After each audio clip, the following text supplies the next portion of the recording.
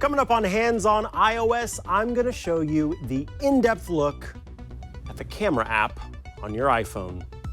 Hands on iOS is brought to you from LastPass Studios. You're focused on security, but are your employees? LastPass can ensure that they are by making access and authentication seamless. Visit lastpass.com/twit to learn more. This is Twit.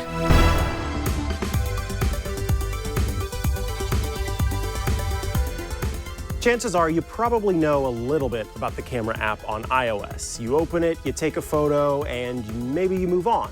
But there are quite a few features, effects, and changes that you can make within that camera app, and so I thought we'd dig in and kind of take a look. First of all, let's talk about launching the camera app, because there are many ways to do it.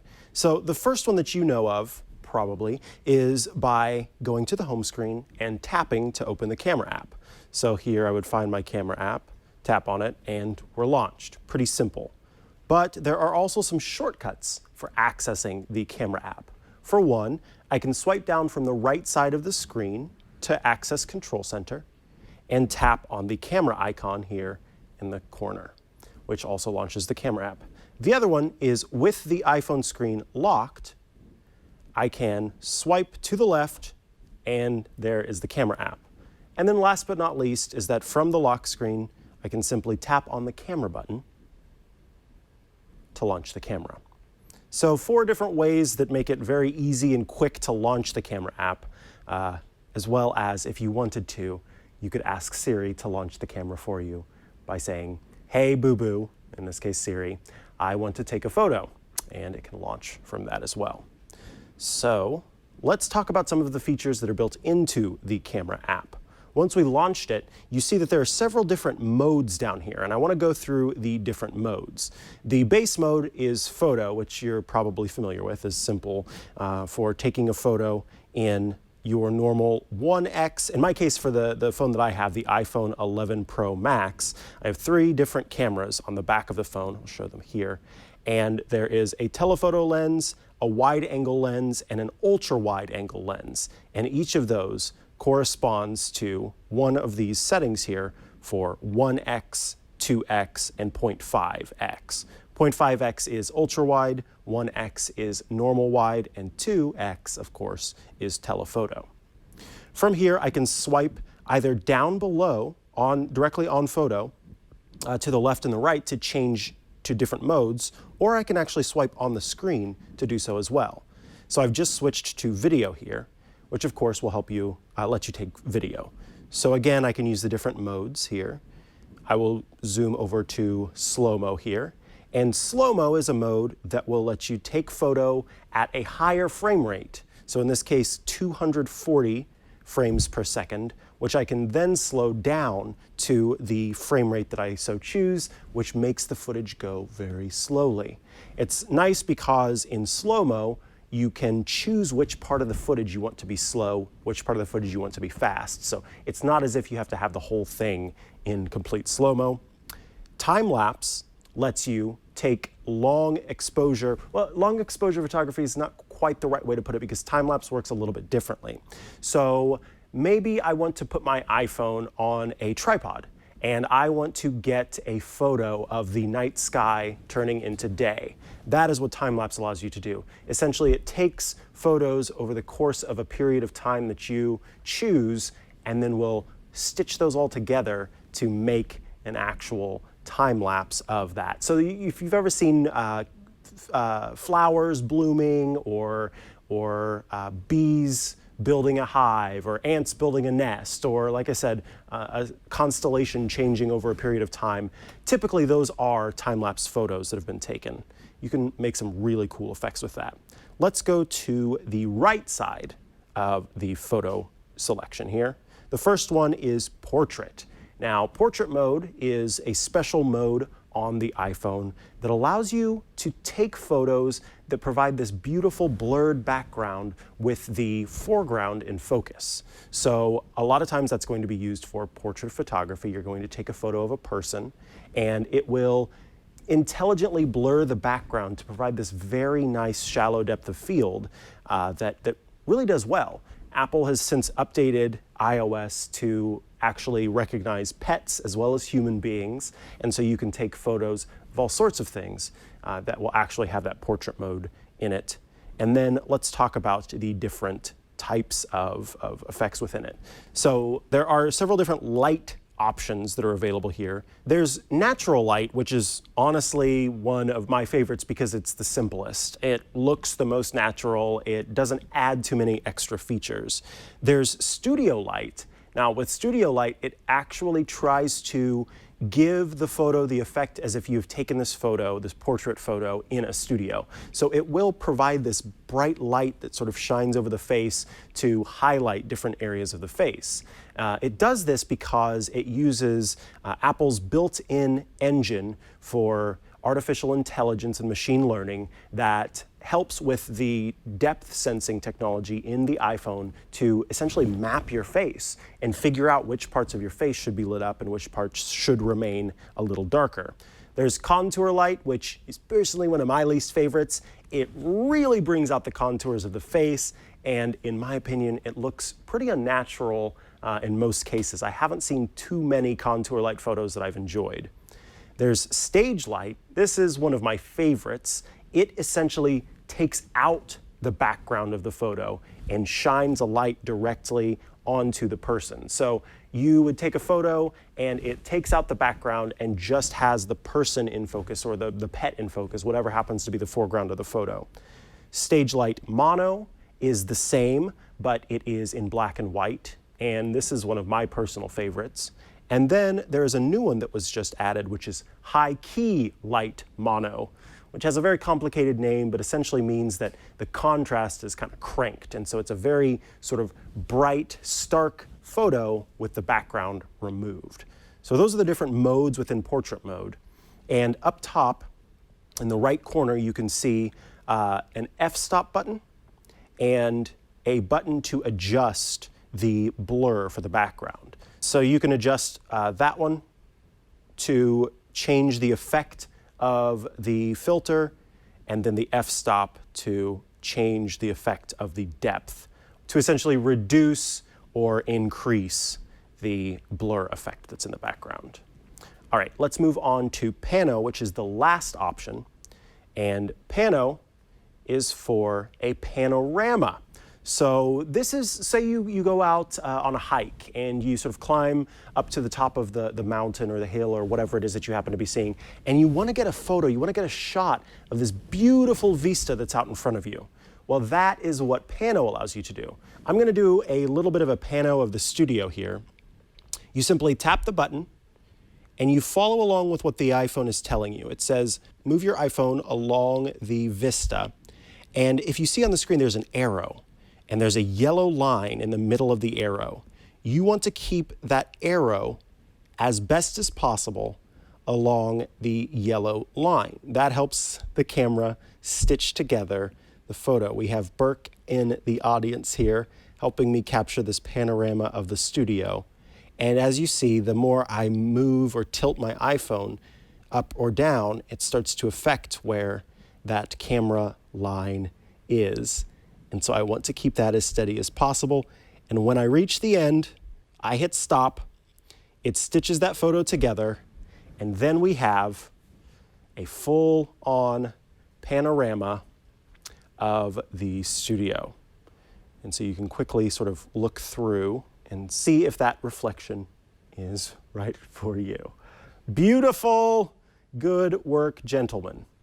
That is the panorama effect. So let's go ahead and go back to the main photo mode, because within photo, there are several different settings that you should know about. So the first one is up in the top left corner, and that is flash.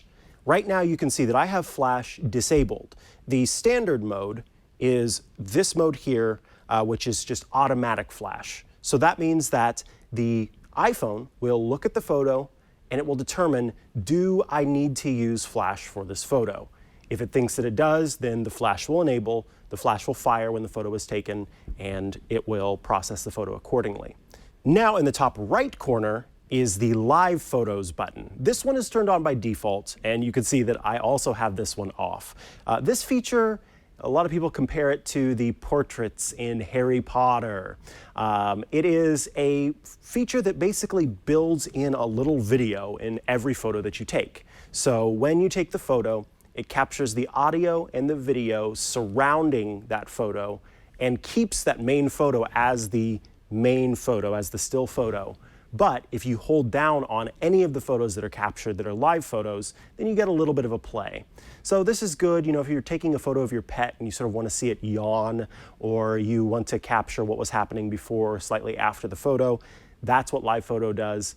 I personally don't have it enabled because to me it is a bit of a privacy concern. You might have something in a still photo that you want to share, but the conversation taking place around it that you're wanting to share out with the world, maybe that's not something that you want to share with other people. So I tend to have live photos turned off, but simply tapping to enable it and tapping to turn it off will both enable it and disable it. When you take a photo with the live photo turned on, it will show you by putting the badge in the top, and I'll take another one just so you can see there's a badge that says live. And for as long as that live badge is on the screen, it is capturing the after effect of the photo that you're taking. So we'll tap it again, and you can see that live pops up there, and then it goes away. That way you shouldn't just immediately bring down your phone, because I can't tell you the number of live photos I've received. I go to tap on it, and the second half of the thing is just a quick swoop of the phone going back down to wherever it was to send the photo. So it gives you a little bit of a visual impression of what's going on there. Now, here are some of the hidden features that they've tucked behind this little chevron in the top middle of the screen. So if I tap on that, it pulls up several different settings down here at the bottom of the screen. The first one gives you more options for flash. So if I tap on that, I can choose to have the flash on auto, which will, as I mentioned earlier, let you take a photo with the camera deciding if flash should be on. I can turn it to on. That leaves the flash on at all times, so every photo I take will make that flash. And then last but not least is off, which is, like I said, the setting that I most often have it on. Next is live photos, which you can turn on or off. And then in the middle, this is the feature that a lot of people wondered, where the heck did this feature go? In the newest version of iOS, this is tucked behind the chevron. When I tap on this button, I can choose the crop, essentially, of my photo. 4:3, which is the standard, 16:9, and what people really like, which is square. This crop is very popular because most social media services post photos in the square format. And so this is an easy way, without having to crop your photo afterward, to make sure that you're capturing what you want for Instagram or for Facebook or for Twitter or for some other social media platform. So those options let you choose which way you want your photo to essentially be cropped. The timer button, some of you may be familiar with this as the feature that lets you be in the holiday photos with your family. Yeah, this button allows you to set a timer before the phone actually takes a photo. So you can set it for 3 seconds or 10 seconds. You put your phone on a tripod, you hit that shutter button, you run to where you want to go, and you get the photo that you were hoping for.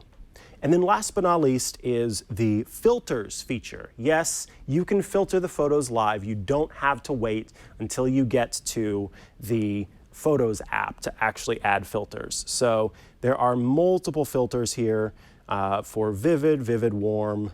It's essentially cool, warm, and normal in both dramatic and vivid. So those features are available, as well as some black and white ones. So this gives you an idea of what the photo would look like live, as opposed to having to wait until afterward so you can capture the photo, ooh, vivid, cool, that you're after right then and there. And we will turn that off. So let me hide those things behind. Again, I just tapped that chevron button, and it tucks those things away, gives you more access to what's on your screen. And let's talk about the shutter button, because the shutter button on its own is, as you might expect, a button that takes photos. But if I hold down the shutter button, it starts to take video. If I swipe to the right, it locks in and holds on taking video until I hit the stop button. So let me show that one more time.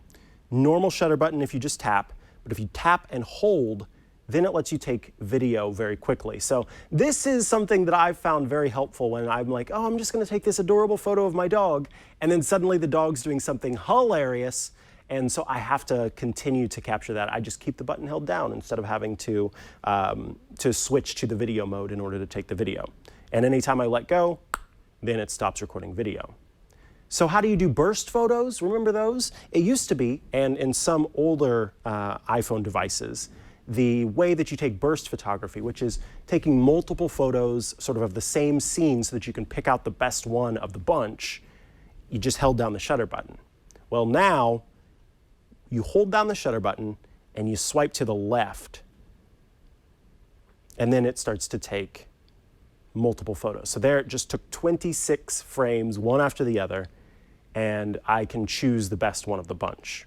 There's one more feature that I want to show you. It is a little bit more for advanced users, but if you know a little bit about how to take photos, or there's a specific knowledge of exposure and focus, then the camera will actually let you make adjustments accordingly. So I'm going to take a photo of my iPad here, and I may not like the current way that the photo is being taken, so I will tap in the top right corner. And what that does is it tells the phone, this is what I want you to use. This is the point that I want you to use for exposure of the photo. I can change that by tapping somewhere else, and it automatically adjusts the exposure accordingly. But what if you want to be able to move around your camera and take other photos of that thing, or you're in video and you don't want the video automatically adjusting every time you adjust the framing of the photo? Well, you simply tap on the thing that you want to use as the exposure and focal point, and then you hold down until it turns on AE/AF lock. And what that means is auto exposure and autofocus lock. Now, even if I move my phone away from the device or move my phone closer to the device, it's going to keep the focus in the same place on the device. So that way, if I wanted to, I could take a really cool depth of field effect with something in focus that's a little bit farther away, and I can make sure that I get the exact subject that I'm after and the exact exposure that I'm after for that photo. To disable this feature afterward, you simply tap on something that you want to be the auto exposure adjustment of the photo. So normally the phone, when you hold it up, if you haven't tapped on anything, it's going to use the whole photo to try and figure out what it needs to use as the focal point and what it needs to set the exposure at. Tapping it once tells the phone exactly what I want to use for exposure, and it still does the focus automatically. Holding down to lock both of those things in place, that's how you get to make the manual adjustment that you're after, depending on what's in the frame.